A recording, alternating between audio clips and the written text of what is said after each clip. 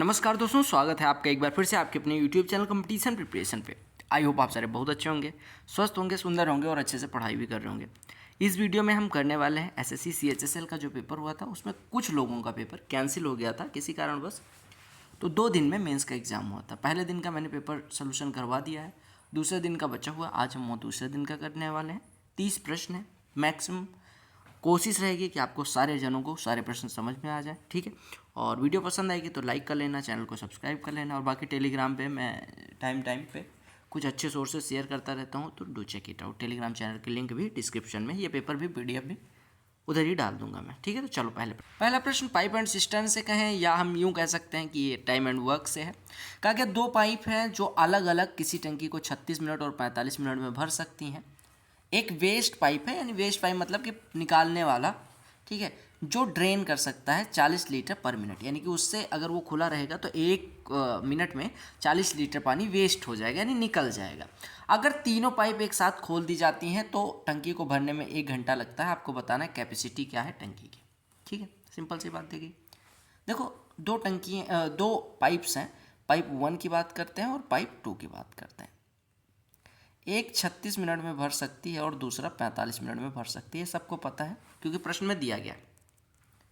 तीसरी जो पाइप है वो कलर चेंज इस वजह से कर दिया क्योंकि ये निकालने वाली पाइप है, ये 40 लीटर पर मिनट निकालती है, ठीक है। आपसे कहा गया कि अगर इन तीनों को ऑपरेट होके 1 घंटे लगते हैं, ये तीनों अगर काम करें तो 1 घंटे में पूरी टंकी भरी जा सकती है, यानी 60 मिनट में भरी जा सकती है। तो आपको बताना है कि टंकी की धारिता कितनी है। एक बात बताओ कि अगर पहली टंकी 36 मिनट में भर सकती है, दूसरी टंकी 45 मिनट में भर सकती है, तो अगर ये दोनों ही केवल काम कर रही होती तो टंकी कितनी देर में भर जाती? आप कहते 36 गुणे 45, 36 गुणे 45 बटे 36 धन 45। थोड़ा अलग तरीके से करते हैं इसको, ठीक है। यानी अगर पहली टंकी और दूसरी टंकी ही काम कर रही होती 36 गुणे 45 बटे 36 धन 45 टाइम लगता। 9 से काटते हैं, 9 9 81, 9 से कटेगा 5, 9 से काटेंगे 9 चौको 36, ठीक है। यानी कि 20 मिनट का टाइम लगता। 20 मिनट का टाइम लगता अगर ये दोनों केवल और केवल ये दोनों काम करती तो 20 मिनट का टाइम लगता, ठीक है।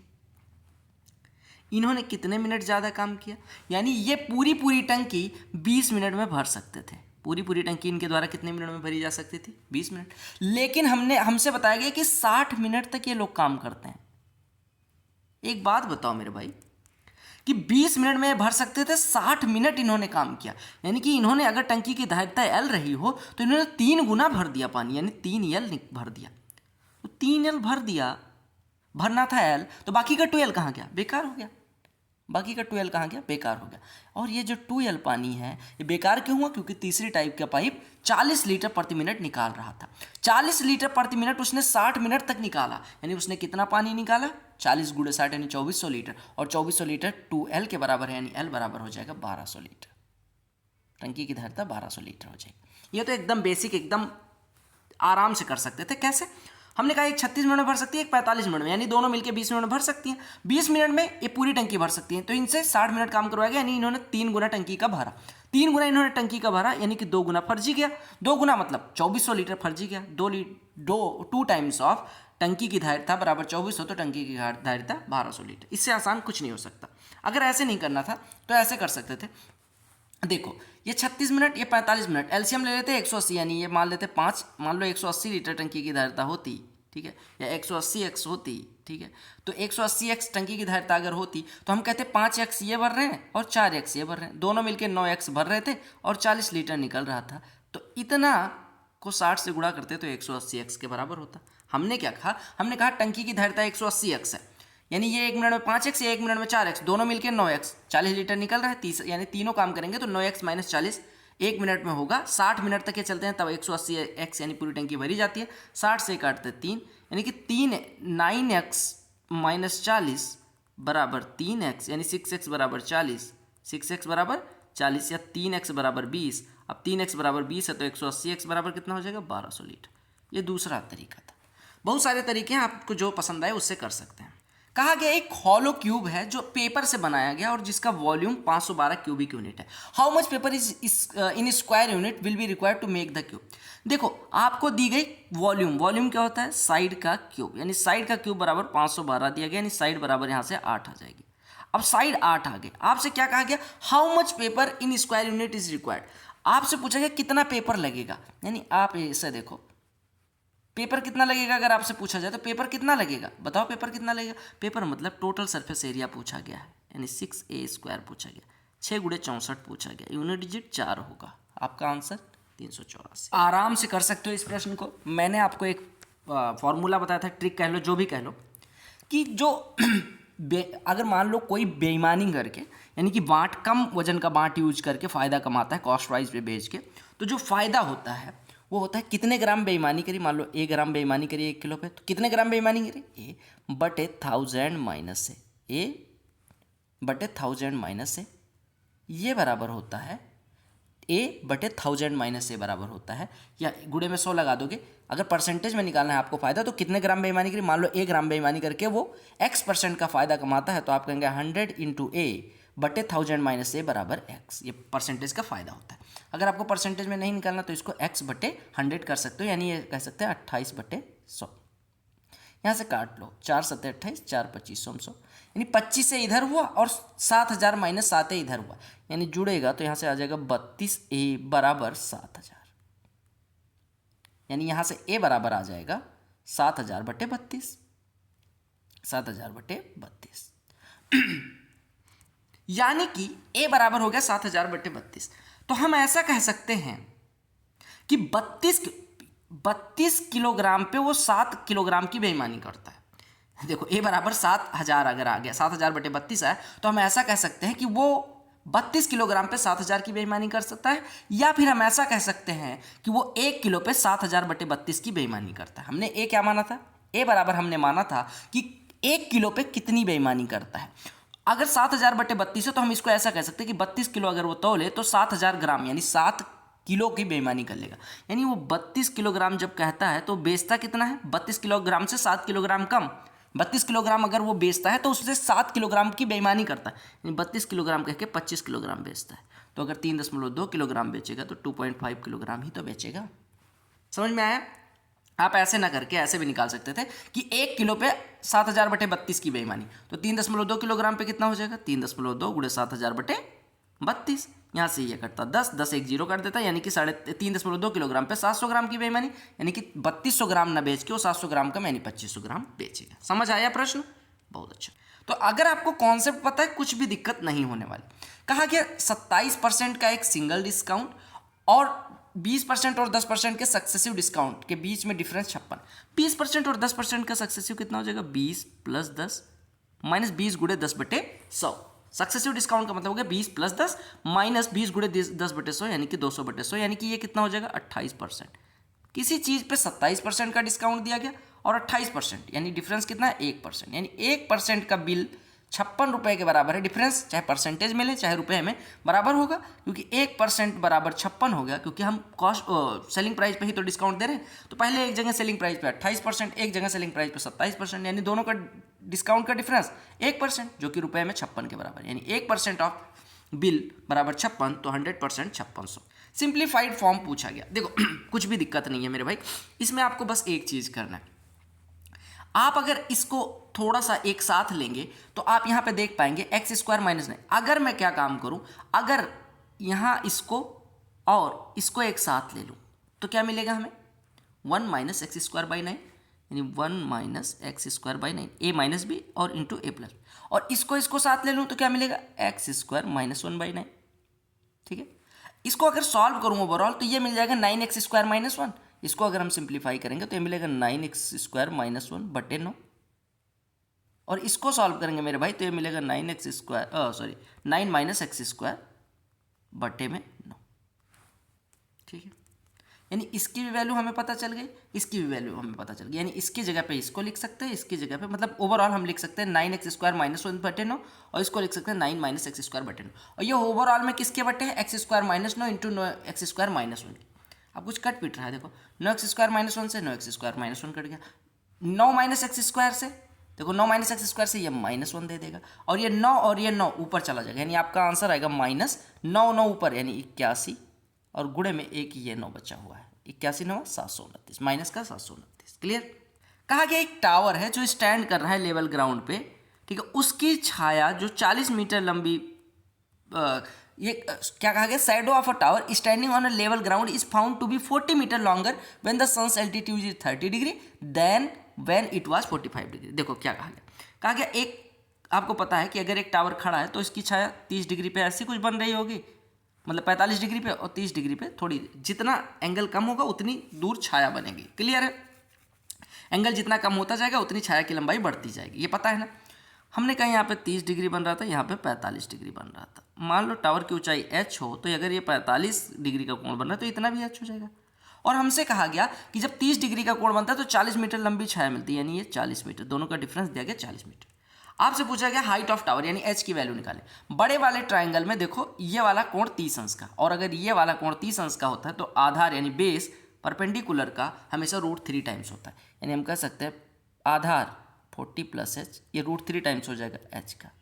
यह हम कह सकते हैं tan 30 ले लेंगे, tan 30 बराबर हो जाएगा 30 के सामने परपेंडिकुलर अपॉन बेस 40 + h, तो यहाँ से सॉल्व कर लेंगे। h को इधर भेज देंगे तो √3h माइनस h कॉमन ले लेंगे तो √3 - 1 बचेगा, √3 - 1 इधर डिवाइड कर देगा, यानी h की वैल्यू आ जाएगी 40/√3 - 1।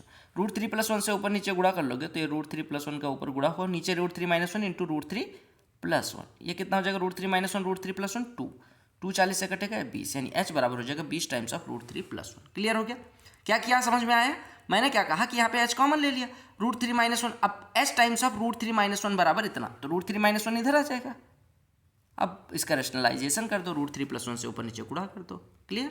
40 एम्प्लॉयज़ हैं जिसमें से नॉन टीचिंग स्टाफ 35 है, हमने कहा नॉन टीचिंग स्टाफ 35 है, ठीक है, 35 लोग नॉन टीचिंग, तो टीचिंग स्टाफ 5 हो जाएंगे क्योंकि टोटल 40 है।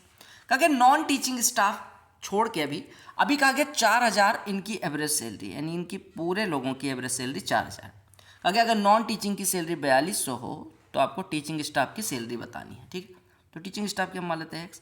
अब हमसे कहा गया 4200 और x का रिजल्टेंट 4000, तो हम मिक्सचर एलिगेशन लगाएंगे, 4200 में से 4000 घटाएंगे 200। अब अगर एक बार 4200 में से 4000 घटा तो ये 4000 में से x घटेगा, यानी 4000 माइनस है, और इसका जो रेशियो होगा वो इनकी संख्या के अनुपात के बराबर होगा। संख्या का अनुपात 5 × 5 5 × 7 35, यानी एक रेशियो अगर 200 है तो 7 रेशियो ये वाला हो जाएगा, यानी एक रेशियो अगर 200 है तो 7 रेशियो कितना हो जाएगा 1400, यानी 4000 माइनस x हो जाएगा 1400 के बराबर, यानी हम कह सकते हैं कि x बराबर कितना हो जाएगा 2600, और x हमने माना किसका था टीचिंग स्टाफ की, यानी टीचिंग स्टाफ की एवरेज सैलरी कितनी हो गई 2600। क्या कहा गया XYZ में, ठीक है, XYZ कोई ट्राइंगल है, हमने बना दिया XYZ, ये कोई ट्राइंगल है, XY 5 है, XZ 7 है, ठीक है। Q एक पॉइंट YZ पे इस प्रकार से, मान लो Q यहाँ पे कोई पॉइंट है इस प्रकार से कि XQ जो है वो बाइसेक्ट करता है, इस प्रकार से कि XQ जो है वो बाइसेक्ट करता है X को, बाइसेक्ट करता है, तो कौन सी थ्योरम लगेगी angle bisector. Angle bisector theorem कहती है कि अगर कोई रेखा XQ कोण X को डिवाइड करती है तो जो दो पार्ट में डिवाइड करेगी नीचे वाली भुजा को, यानी YQ रेशियो QZ, ये सीधे एंगल बाइसेक्टर थ्योरम, वो इस साइड वाला हिस्सा 5 और QZ के साइड वाला हिस्सा 7, इसके रेशियो के बराबर होगा। एंगल बाइसेक्टर थ्योरम क्या कहती है, एंगल बाइसेक्टर थ्योरम कहती है कि अगर कोई रेखा किसी एंगल को डिवाइड करती है तो ये वाला हिस्सा जो लेफ्ट साइड में आएगा वो लेफ्ट साइड भुजा के अनुपात, और राइट साइड वाला राइट साइड के भुजा के अनुपात के बराबर होगा। या आपसे अनुपात पूछा है तो YQ को 5 मान लो, QZ को 7, 5 रेशियो 7 हो जाएगा। Angle bisector theorem star batch की लिंक डिस्क्रिप्शन में डाल दे रहा हूँ, स्टार बैच में जाना और ज्योमेट्री की बेस्ट क्लास आपको यूट्यूब पे मिल जाएगी, do check it out. 70 classes में पूरा ज्योमेट्री, मेंसुरेशन, ट्रिगोनोमेट्री, अलजेब्रा सब खत्म कर रखा है मैंने, बहुत अच्छी क्लासेज, आप देख के खुद ही पता चलेगा, ठीक है। क्या कहा गया, transversal intersect two parallel lines, एक तिर्यक रेखा है जो दो पैरेलल लाइंस को काटती है, पैरेलल लाइंस को एक ट्रांसवर्सल, मान लो L ये थी, M ये थी, इसको N कोई रेखा काटती है। And difference between two interior angles on the same side is 40 degree. Interior angles यानी ये वाला, इंटीरियर एंगल्स क्या कहा गया, to interior angles on the same side, यानी ये वाले और ये वाले इंटीरियर एंगल्स है, इनका जो डिफरेंस है वो 40 डिग्री है। तो आपको स्मॉलेस्ट बताना है। एक बात बताओ, अगर ये x है तो ये x + 40 कहा गया, ठीक है, दोनों का डिफरेंस 40 होना चाहिए। आपको पता है एक चीज़ मेरे भाई कि अगर दो समांतर रेखाओं को यानी दो पैरेलल लाइंस को एक ट्रांसवर्सल यानी तिर्यक रेखा काटती है तो एक साइड का ये वाला जो कोण होता है अल्टरनेट एंगल जिसको एकांतर कोण बनते हैं वो बराबर होते हैं, यानी अगर ये एक्स है तो ये। अब हम आते हैं इस कोण पे, पूरे कोण पे। ये कोई रेखा है जिसके एक साइड के कोण दिए गए। अगर किसी रेखा के एक साइड के कोण के योग की बात करें तो वो हमेशा 180 अंश होता है, यानी x प्लस 40 यानी 2x plus 40 is equal to कितना हो गया मेरे भाई 180, यानी यहाँ से 2x बराबर 140 यानी x बराबर 70। आपसे निकालना क्या था, आपको निकालना था स्मॉलेस्ट यानी x की वैल्यू 70, आपका आंसर आ गया। क्लियर मेरे भाई। कहा गया ratio of expenditure to saving of Richa. Richa दीदी की बात की गई। ऋचा दीदी को हम सुंदर तरीके से लिखते हैं, नहीं तो दीदी हमारी गुस्सा हो जाएंगी। ऋचा, ये मेरी सुंदर रैंकिंग है, ठीक है। इसमें एक्सपेंडिचर और सेविंग का इनके जो रेशियो दिया गया, एक्सपेंडिचर ये करती हैं 2 और सेविंग कर लेती हैं 1 रेशियो। जो इनका बॉयफ्रेंड होगा उनका खर्चा होगा 100 और सेविंग होगी 1, उनका रेशियो ये होगा, इनका 2:1 है। कहा गया अगर इनकी इनकम और एक्सपेंडिचर 20% से बढ़ जाए, इनकम और एक्सपेंडिचर। एक बात बताओ, इनकम क्या होता है? इनकम बराबर होता है एक्सपेंडिचर प्लस सेविंग, यानी इनकम यहाँ पे कितनी थी 3। अब आपसे क्या दिया गया, आपको दिया गया कि इनकम और एक्सपेंडिचर दोनों 20% से और 15% से बढ़ जाते हैं। इनकम अगर 20% से बढ़ेगी तो 3.6 हो जाएगी, एक्सपेंडिचर अगर 15% से बढ़ेगा तो 2.3 हो जाएगा। बोलो हो जाएगा नहीं हो जाएगा? 20% बढ़ा यानी 3.6, या 15% से बढ़ा 2.3 हो गया। आपसे कहा find the percentage increase in his her saving. कमाती है 3.6, खर्चा करती है 2.3, यानी बचता कितना 1.3। एक से बढ़ के कोई चीज़ 1.3 हो गई तो कितने परसेंट इंक्रीज 30%। एक बोट है जो 3 kilometre against the current stream in 1 our.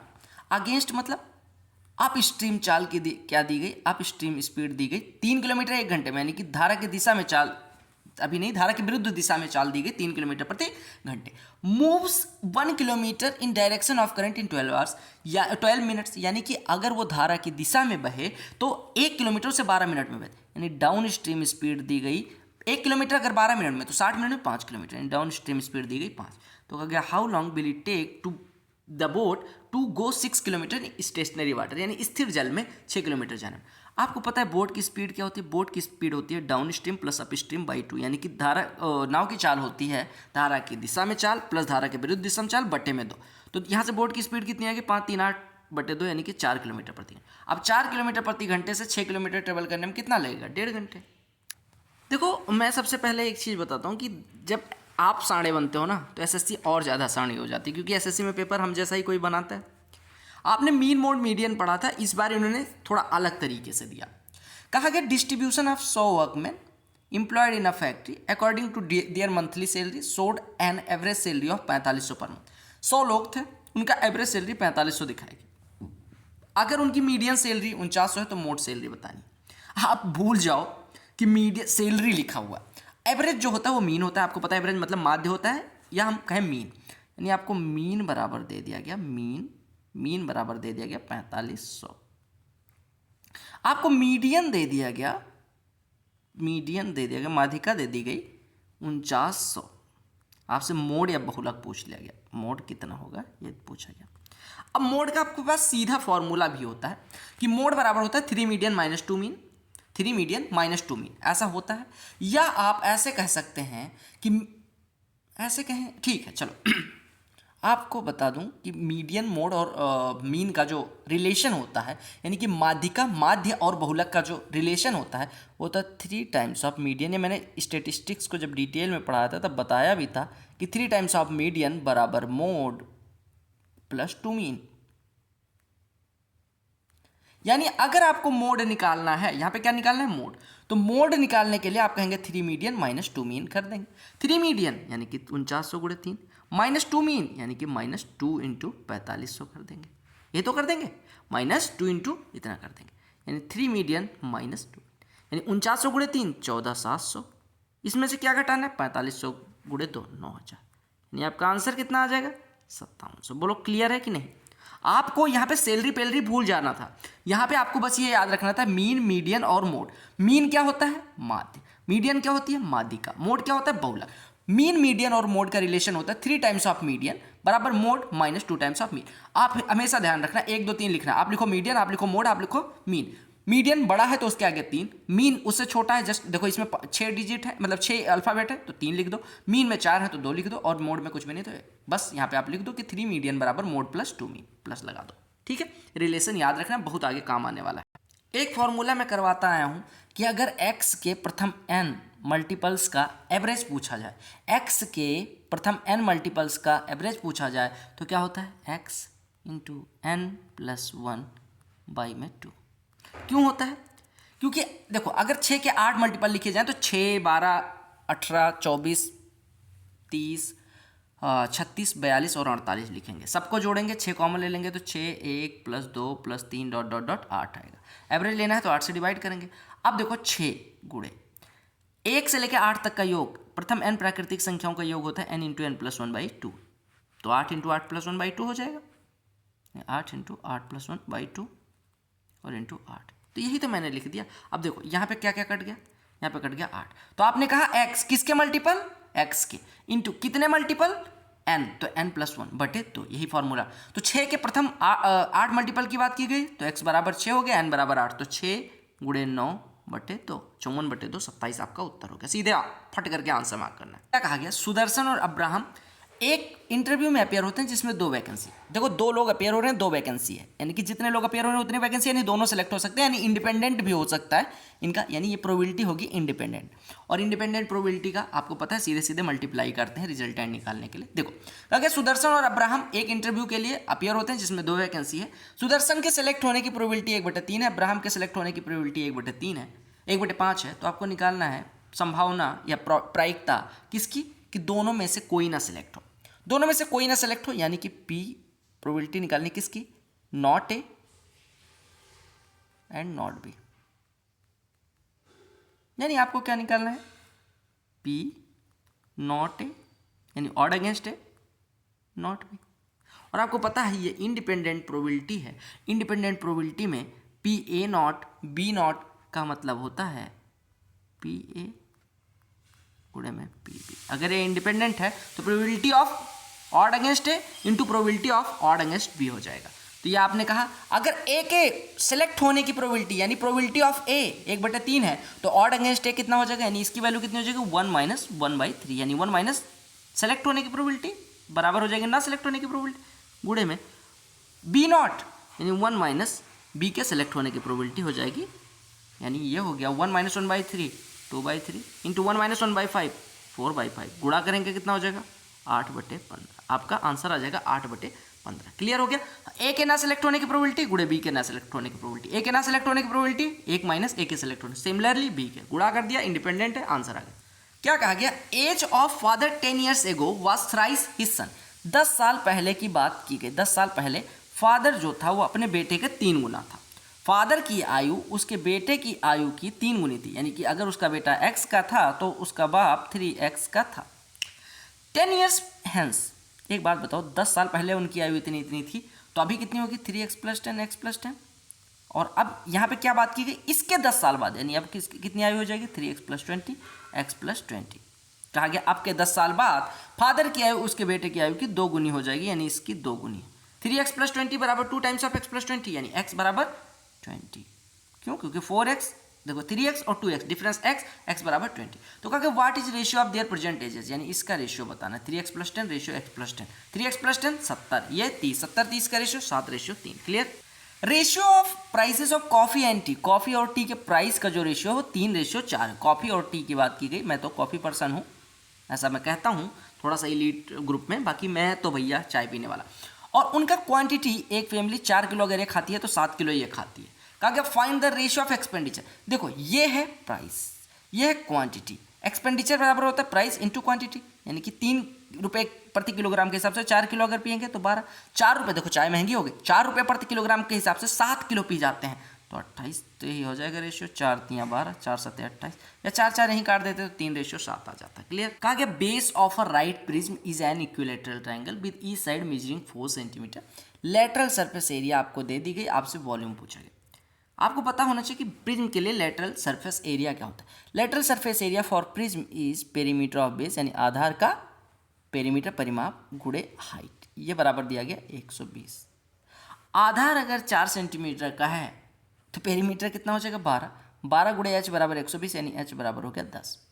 अब वॉल्यूम निकालना है। वॉल्यूम ऑफ प्रिज्म क्या होता है, वॉल्यूम ऑफ प्रिज्म बराबर होता है, वॉल्यूम ऑफ प्रिज्म यहाँ लिख लेना, ये बराबर होता है एरिया ऑफ बेस गुणे हाइट। एरिया ऑफ बेस कितना है, अगर इक्विलेटरल ट्राइंगल है तो उसकी एरिया होती है √3/4 इंटू साइड का स्क्वायर। साइड कितना है भैया 4, तो 4 का स्क्वायर 4×4 इंटू हाइट कितना है मेरे भाई, हाइट आई है 10। इसमें कुछ भी नहीं था, 4 4 कटा 10 चौको 40 √3 आपका हो जाएगा। वॉल्यूम ऑफ प्रिज्म आ गया, यानी प्रिज्म का वॉल्यूम 40 √3। आपसे कहा गया रन्स स्कोर्ड बाय 11 प्लेयर्स। यहाँ पे प्लेयर्स की संख्या कितनी है 11। एक मैच में 11 प्लेयर्स इतना इतना स्कोर करते हैं, मीडियन बतानी है। देखो 11 प्लेयर्स हैं, यानी प्लेयर्स की संख्या n = 11 जो कि ऑड है, तो इसमें मीडियन कौन सा हो जाएगा, n+1/2 जो नंबर पे आएगा वही मीडियन हो जाएगा, यानी 12 n+1 12/2 यानी छठवां जो संख्या आएगी वही हो जाएगी मीडियन। अब कई बार गलती हम क्या करते हैं 1 2 3 4 5 6 ऐसे निकाल देते हैं, नहीं आप इसको पहले असेंडिंग ऑर्डर में लिखो। तो पहले पे आ गया 1, दूसरे पे आ जाएगा, हम लिख दे रहे हैं 1 7 9 11 1 7 9 11 16 16 16 से जस्ट बड़ा कौन सा है, 16 2 बार है, 16 2 बार है, तो 16वां ही देखो 16 हमने लिखा 1 7 9 11 16 2 बार है, तो 16 16 ऐसे लिखेंगे। तो इसका मीडियन कौन सा हो जाएगा 1 2 3 4 5 छठा पद, यानी कि 16 आपका आंसर हो जाएगा। क्लियर हो गया। कहा गया कितने वर्षों में 2500 रुपये 4100 रुपये, 2500 रुपये 4100 होने के लिए कितना ब्याज मिलना पड़े 1600 रुपये। 1600 रुपये 1600 रुपये 2500 का कितना परसेंट है, या ऐसे छोड़ो 2500 रुपये पे अगर 16% की रेट से ब्याज मिलता है तो एक साल का ब्याज कितना हो जाएगा 25×16, 25×16 कितना हो जाएगा 400, यानी एक साल में 400 रुपये ब्याज मिलेगा। तो 1600 रुपये का ब्याज पाने के लिए कितने वर्ष लगेंगे 4 ईयर्स। यहाँ पे थोड़ा कंफ्यूज करने के लिए वर्ड यूज किया गया right rectangular box. Right rectangular box का मतलब हो गया कि क्यूबॉइडल यानी घनाभ के शेप में कोई बॉक्स है जिसमें साबुन की टिक्कियाँ रखी हुई हैं, ठीक है। इस प्रकार से आपका कोई बॉक्स होगा जिसमें साबुन की टिक्कियाँ रखी हुई हैं, तो इसका जो वॉल्यूम अगर कैपिटल भी है और एक टिक्की का वॉल्यूम स्मॉल भी है तो संख्या बराबर हो जाएगी कैपिटल V/स्मॉल v। आपको दिया गया कैपिटल V की लंबाई चौड़ाई और ऊंचाई, यानी कि ये वॉल्यूम निकालने के लिए बड़े वाले बॉक्स की लंबाई चौड़ाई ऊंचाई सेंटीमीटर में बदल लो, यानी 160 सेंटीमीटर × 90 सेंटीमीटर × 60 सेंटीमीटर, ये बड़े वाले का वॉल्यूम हो गया। इसमें छोटे वाले से डिवाइड कर देंगे, 6 सेंटीमीटर 5 सेंटीमीटर और 40 mm। 40 mm मतलब 1 सेंटीमीटर बराबर 10 mm, तो 40 mm बराबर 4 सेंटीमीटर, यानी 6 × 5 × 4 आपको दिया गया। यहाँ पे दो चीज़ें पता होनी चाहिए, 1 मीटर बराबर 100 सेंटीमीटर, ठीक है, और 1 cm बराबर 10 mm होता है, ये पता होना चाहिए। तो यहाँ से हमने सबको cm में बदल लिया। 6 पंचे 30 चौको 120, 120 का 0 यहाँ से कट गया, 12 पंचे 60 ये कट गया, 16 पंचे 80, 80 × 90 00 8 9 72, यानी 7200 टिक्कियाँ पैक होंगी। क्लियर। 7786 रुपये का ABC के बीच इस प्रकार से बांटना है कि AB के शेयर का अनुपात इतना हो, B और C के शेयर का अनुपात इतना। देखो B यहाँ पे है 12, यहाँ पे B है 4, 4 को 12 बना लो, यानी 4 को 12 बनाने के लिए 9 3 से गुणा कर देंगे, 9 12, ये किसका रेशियो हो गया A और B का, और B और C का रेशियो कितना 12:13, यानी B जब 12 है तो A 9 है, B जब 12 है तो C 13, यानी इनका रेशियो आ गया 9 12 13। आपसे पूछा गया B का हिस्सा, B का हिस्सा कितना है 12 बटे में टोटल हिस्सा कितना है 9 12 21 34, यानी 12/34 हिस्सा B का होगा। अगर 7786 में निकालना है तो 7786 से गुणा कर दो, 2 छक्के 12, 2 17 34, 17 से काटोगे 17 चौको 68, ये बचेगा 9 98, 17 पचे 85, 17 छक्के 17 पचे 85 और 136, 17 8 136, यानी 6 × 458, 6 × 450 2700 और 48 और जोड़ दो 2748 हो जाएगा। सॉल्व करना है 6 × 450 2700, 6 × 8 48, तो 2748 आपका आंसर। कहा गया एक आदमी है जो टॉप एक इलेक्ट्रिक पोल का, ठीक है, at angles of elevation 60 degree and 30 degree, ठीक है, 2 पॉइंट से इसके टॉप का एलिवेशन नापता है, एक जगह से 60 डिग्री आता है, एक जगह से 30। ज़्यादा कहाँ से आएगा, कम दूरी से, ठीक है। आप 60 डिग्री कहाँ से नापता है P से, और 30 डिग्री कहाँ से Q से, यहाँ से 60 डिग्री यहाँ से 30 डिग्री, ठीक है। P और Q के बीच की दूरी 10 मीटर, आपको हाइट बतानी है। देखो अगर 60 डिग्री है तो अगर ये इसको h माने थोड़ी देर के लिए तो ये √3h हो जाएगा। अब मैंने आपको अभी थोड़ी देर पहले बताया अगर ये 30 अंश हो तो आधार जो होता है यानी 10 + h ये हो जाता है √3 गुना किसका परपेंडिकुलर का, √3 × √3h यानी 3h, यानी ऐसे 2h बराबर 10 यानी h बराबर हो जाएगा 5। अब h बराबर 5 आ गया तो हाइट ऑफ पोल यानी √3h पूछा गया, यानी 5√3 आंसर हो जाएगा। ए कोई घड़ी है B को बेचता है 33% प्रॉफिट पे। देखो ABC की बात कर लेते हैं, ठीक है। ए ने कोई घड़ी अगर 100 की खरीदी हो तो B को प्रॉफिट पे यानी 133 पे बेचता है। BC को 20% लॉस पे 20%, 133 का 10% 13.3, 20% 26.6, 26.6 घटाएंगे तो 106.4 मिल जाएगा। C जो है 106.4 ना पे करके कितना पे करते हैं 532, इसका कितना गुना है 5 गुना। तो हमारा जो 100 था वो 100 ना होके 100 का 5 गुना, 133 ना होके 133 का 5 गुना, क्योंकि हमने रेशियो जो माना 106.4 जो हमारा है वो वास्तव में 532 दिया गया, यानी हम जो रेशियो कर रहे हैं उसका 5 गुना वास्तव में है। तो 100 जो हमने ए के लिए माना था 100 ना होकर 100 का 5 गुना होगा। Sum of ages of father and a son, father और सन की आयु का अगर योग पूछें तो ये 52 वर्ष है। 4 साल बाद फादर की आयु कितनी हो जाएगी f+4, बेटे की आयु कितनी हो जाएगी s+4, और फादर की जो आयु होगी वो कितनी होगी 4 टाइम्स, यानी हम यहाँ से कह सकते हैं f-4s बराबर 16 - 4 12। ये हो गया पहला, ये हो गया दूसरा। सन की वर्तमान आयु पूछी गई, घटा दो, इसमें से इसको घटाओगे तो 5s आ जाएगा, 5s बराबर 40, यानी s बराबर 8 आ जाएगा। क्लियर हो गया? सिंप्लीफाई करना है, क्यूब रूट 343 का हो जाएगा 7। अब यानी ये लिखा हुआ क्यूब रूट ऑफ 7 का होल क्यूब गुणे क्यूब रूट ऑफ 216, 6 का क्यूब होता है 216, तो इसका क्यूब रूट 6, यानी लिखा क्यूब रूट 6 का होल क्यूब। अब क्यूब रूट का क्यूब मतलब सिंपल सा क्यूब हट जाएगा, क्यूब रूट का क्यूब मतलब क्यूब हट जाएगा, 7 × 42 आपका उत्तर। ये क्यों होता है कि nth रूट ऑफ a का मतलब होता है a के पावर 1/n, ठीक है, और अगर इसके पावर कुछ x लगा दिया जाए तो इसका मतलब होता है a के पावर x/n, पावर का आपस में गुणा। तो अगर क्यूब रूट ऑफ 7 था तो 7 के पावर 1/3 और उसका होल पावर 3 था, तो 3 कट के 7 ऐसे 6 7 6 42। एक ट्रायंगल है जिसके दो एंगल्स का मेजर 3:7 है और इनका योग जो है वो इक्वल टू है मेजर ऑफ थर्ड एंगल, यानी कि 3 ये है 7 ये है, इनका योग 10, तीसरा एंगल हो जाएगा। बस आपको स्मॉलेस्ट एंगल बताना है, अगर पहला और दूसरे कोण का अनुपात तो 3:7 है, इनका जो योग है वो तीसरे कोण के बराबर है। अब जोड़ दो, 3 7 10 10 20, 20 बराबर 180, यानी 1 बराबर 9, तो सबसे छोटा वाला 3 बराबर हो जाएगा 27 डिग्री। क्लियर? सॉल्व करो, देखो 625 का वर्गमूल 25, 625/100 यानी कि 25/10, यहाँ पे 625 का वर्गमूल 25, इसका वर्गमूल 100, यहाँ पे 625 का वर्गमूल 25, इसका वर्गमूल 1000। अब यहाँ से 25 प्लस 2.5 प्लस 0.25 प्लस 0.025, क्लियर हो गया? जोड़ो, यहाँ पे 0 लगा दो, ये दोनों जुड़ेगा तो ये हो जाएगा 0.275, इन दोनों का सम। इसको लिख सकते हैं 2.500, इन दोनों को जोड़ोगे तो कितना मिलेगा 2.775, यहाँ तक जुड़ेगा, और इसको 25 में जोड़ोगे तो ये हो जाएगा 27.775। क्लियर हो गया? एक इलेक्शन होता है, एक चुनाव होता है, ठीक है, जिसमें एक कैंडिडेट को 90% वोट मिलते हैं। A candidate who gets 90% votes is elected by a margin of 800 votes. 90% एक को मिलता है, 10% एक को मिला होगा, यानी कि 80% डिफरेंस है। 80% बराबर 800, यानी 10% बराबर वो 1% बराबर 100, सॉरी 80% बराबर 800 यानी 1% बराबर 10, यानी 100% बराबर 1000। यहाँ पे ये भी दिया गया कि केवल 2 कैंडिडेट लड़ रहे थे और कोई वोट इनवैलिड नहीं हुआ, तभी तो 90% इसको मिले, तो बचे हुए को 10% मिले। 90 और 10 का डिफरेंस 80 आया, 80 बराबर 800 कर लिया। क्या कहा गया कि 6000 रुपये पे 2 साल में जो कंपाउंड इंटरेस्ट है अगर रेट 2.5% हो, ठीक है, पहले साल के लिए और 2% दूसरे साल के लिए, तो क्या होगा? सिंपल सी बात है, 60,000 रुपये पे 60,000 है 6,000 पहले साल हमें कितना मिला 2.5%। बेसिक से करना चाहें तो 60,000 का एक पहले साल 2.5% मिला होगा, यानी कि 112.5/100 इतना हो गया होगा पहले साल के अंत में। फिर दूसरे साल के अंत में 2% मिला, यानी 112/100 हो गया होगा, और -6,000 करके 6,000 कॉमन ले लें, तो ये आप ऐसे कर सकते हैं। मैं तो ऐसे ना करने जाता, मैं कैसे करता? मैं करता 6,000 पे पहले साल 2.5% मिला, 6,000 का 1% कितना होता है 60, 2.5% कितना हो जाएगा 150, यानी पहले साल 150 मिल गया।